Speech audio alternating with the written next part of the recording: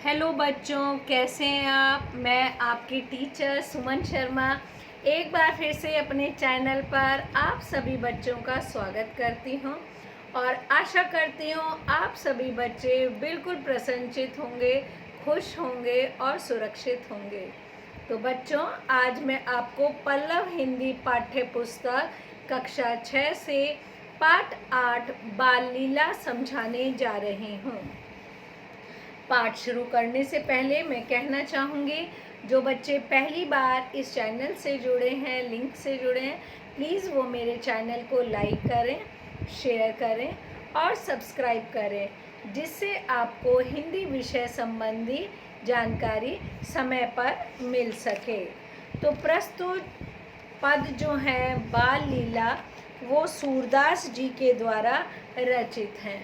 जैसा कि आपको पता है बच्चों, सूरदास जी भक्ति काल के कवि हैं और उनकी आँखें नहीं थी, वो जन्मांध थे, पर उन्होंने अपने सुरसागर में श्री कृष्ण की बाल लीलाओं का ऐसे वर्णन करा है कि आज तक ये कोई नहीं समझ पाया कि इतना सुंदर खूबसूरत करने वाला कवि जन्मांध है।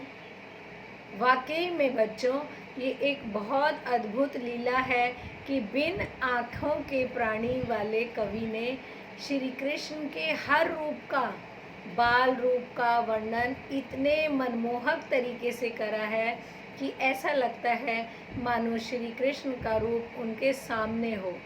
बिन देखे ही इतना खूबसूरत वर्णन उन्हीं के द्वारा लिखे गए दो पद में आपके सामने अर्थ प्रस्तुत करने जा रही हूँ।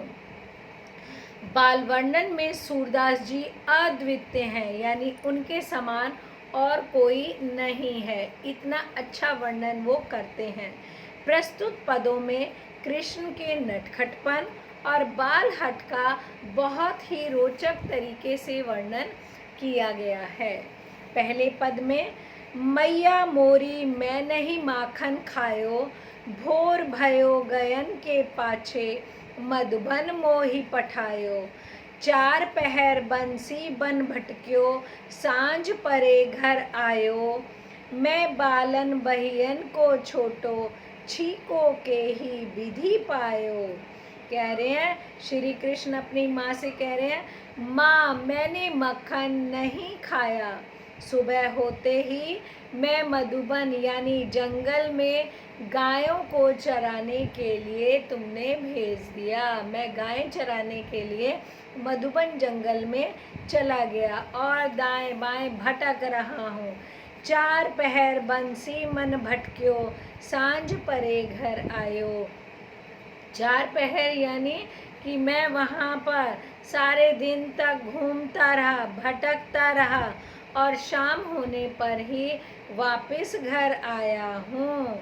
मैं बालन बहियन को छोटो, मैं सभी ग्वाल बालों में सबसे छोटा हूँ, मेरा हाथ भी बहुत छोटा है।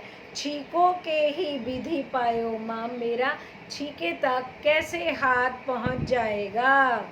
ग्वाल बाल सब बैर परे हैं, बरबस मुख लपटायो।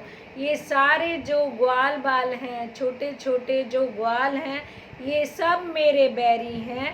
इन्होंने ज़बरदस्ती मक्खन मेरे मुंह पर लगा दिया है। लपटा दिया यानी चिपका दिया है, लगा दिया है। तू मैया मती की अति भोरी, तिनके कही पतियायो।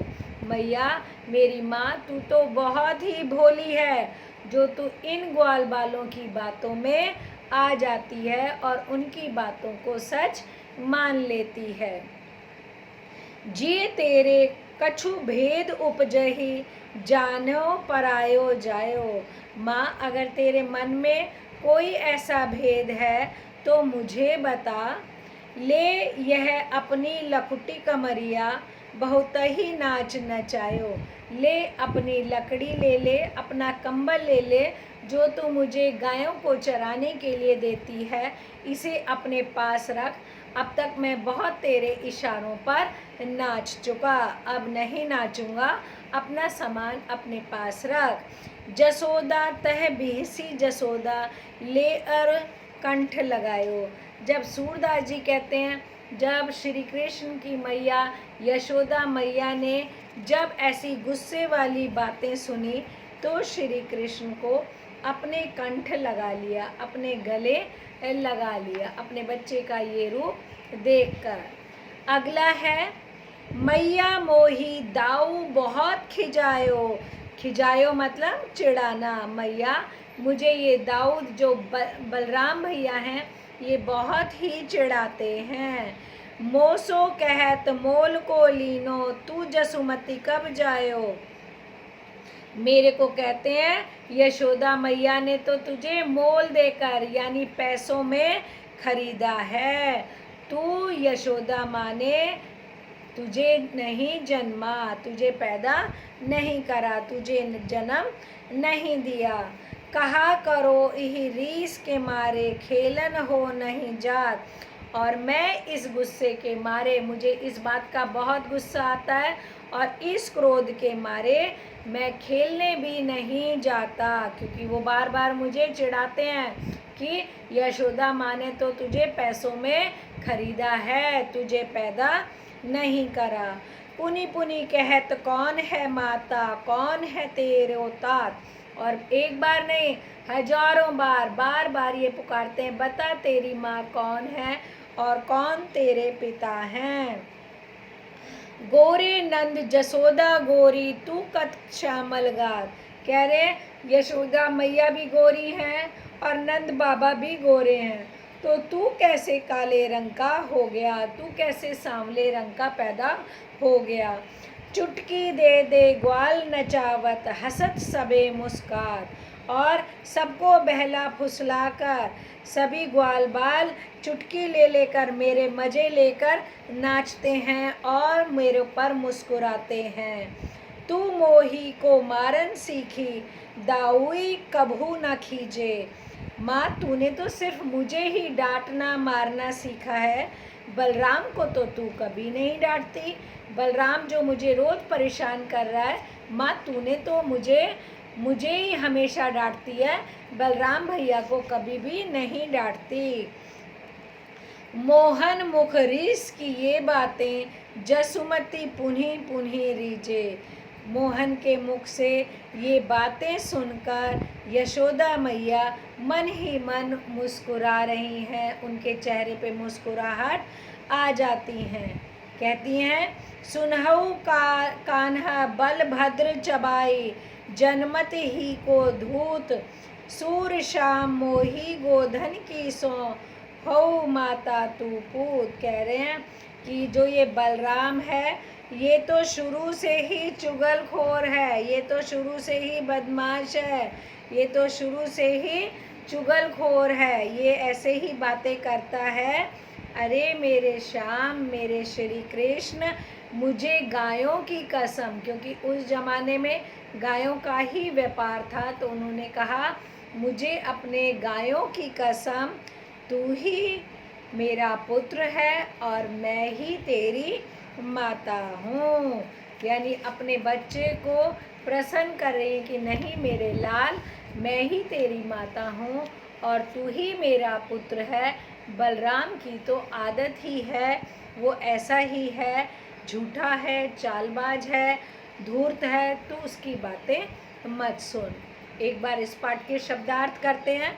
भोर यानी प्रातःकाल, पठायो यानी भेजना, पहर यानी दिन रात का 8वां भाग यानी 3 घंटे का समय, छीको यानी सिकहर, मति यानी बुद्धि, पतियायो यानी विश्वास करना, भेद यानी अंतर, उपजेही यानी उत्पन्न होना, लकुटी यानी छोटी लाठी, कमरिया यानी कंबल, और यानी हृदय, खिजायो यानी खिन्न होना, परेशान करना, मौसो यानी मुझसे, रीस यानी रुष्ट, चबाई यानी झूठा चालबाज, धूर्त यानी धूर्त, गोधन यानी गायों का समूह, 100 यानी सौगंध और कसम। आई होप सूरदास जी के ये पद, दोनों पद जिनके अंदर श्री कृष्ण का नटखटपन बताया गया और बाल हटपन दिखाया गया। आई होप आप सब बच्चों को समझ में आ गया होगा। एक बार आप दोबारा से इसे पढ़ें, सुनें और समझें, आपको समझ में आ जाएगा। ओके बच्चों, बाय, टेक केयर।